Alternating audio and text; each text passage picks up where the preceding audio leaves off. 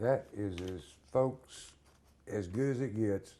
Not from Jimmy Rane, but from Paul Harvey, 1965. A couple more things we want to talk about. And you and John Wayne, you have this John Wayne thing, the yellow fella character. It's what you grew up at the Archie Theater seeing. The good guys fighting the bad guys, and the good guys back in those days always won. Now, you have won the same award that the legendary John Wayne won in 1971. Tell us about it.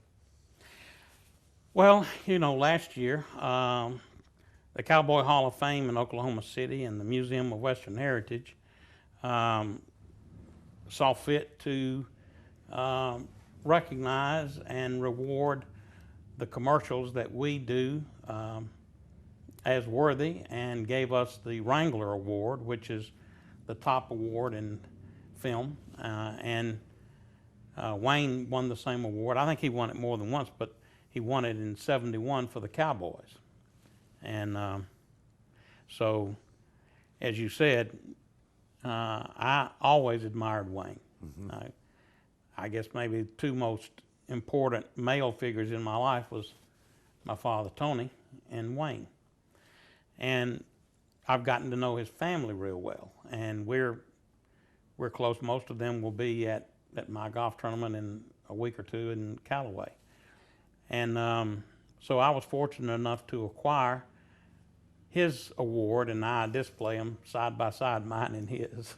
It's a moment of vanity I allow myself. Another moment of vanity, and it's, you've been blessed. You have a vehicle that once belonged to John Wayne. Yeah, I do. It's kind of a unique little vehicle. It is. It's a station wagon.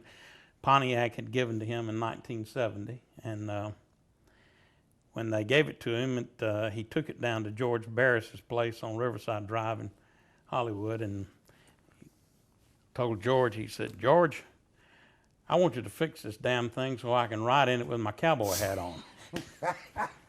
So Barris cut the top off of it and put Oldsmobile Vista Cruiser top on it.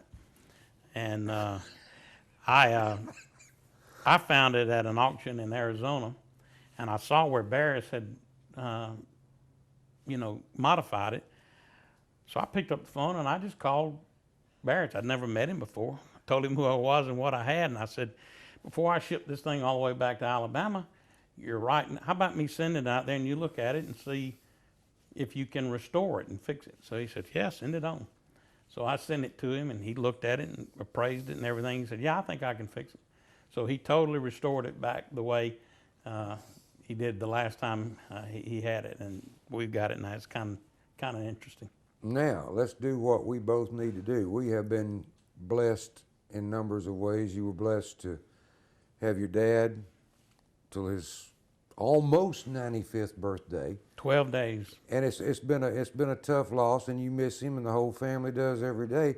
But you're still blessed to have your mom, and mine is working on her in her 89th year. Wow. And these are people that I think the older you get and I get, which I'm not as old as Jimmy, I want to throw that in there. I was 9 years old when he graduated high school. I did the math a while ago. But we're blessed to have those two ladies in our lives now.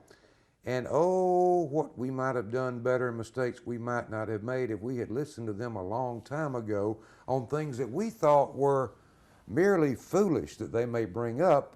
That's true. That they had lived it, they had seen it, and they did know better, Jimmy. Yep, that's true. And this is coming up on Mother's Day, so anything you need to say? Well, I recognize the greatest blessing the Lord gave to me was blessing me with two wonderful, loving parents. And He blessed me by allowing them to live a long, fruitful life. And yes, my father was very instrumental and influential on me, but my mother is as well. And I'm blessed that I see her every day. One of the last things I say in my prayers every night is, "Thank you, God, for letting me spend some time with my mother today, to hold her, to hug her, to kiss her, to say I love you, and for her to say to me, honey, I love you too. And that means so much every day to know that I have that. And I wouldn't be who I am or where I am today without my mother's love and influence. And I treasure her greatly. And I can't say enough about my mother. And all mothers are special. And it's appropriate that we set aside a day to honor them. And my mother, who is a big Auburn fan and a Jimmy Rane fan, Mom, Jimmy just delivered your Mother's Day greeting to you as well, because I love you. I appreciate you more every day.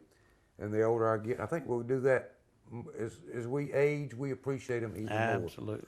And thank you for your time. You're a busy man. You probably got to get on a plane and go somewhere now. But the last time we got to talk, unfortunately, and we're talking about a generation that we're losing. You and I were at a funeral together in the big metropolis of Haleburg, Alabama.